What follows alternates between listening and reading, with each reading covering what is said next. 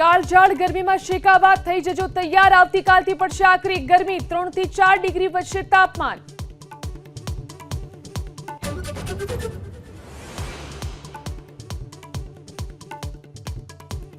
સુરેન્દ્રનગરમાં ભૂમાફિયાઓને સ્થાનિક પોલીસની સાંઠગાંઠની આશંકા। ખનીજ ચોરીના ડમ્પરને પાયલોટિંગ કરતા શખ્સ પર એલસીબીના કથિત કર્મચારીનો ફોન આવ્યાનો દાવો।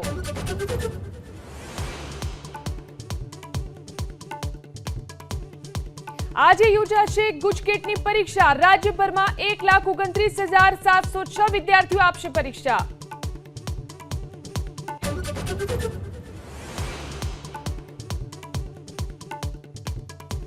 કેન્દ્રીય જળશક્તિ મંત્રી સી.આર. પાટીલના હસ્તે સુરતના મોરા ગામે જનભાગીદારીથી જળ સંચયના કામોનું ખાતમુહૂર્ત। મોટી સંખ્યામાં ગ્રામજનો અને રાજકીય આગેવાનો હાજર।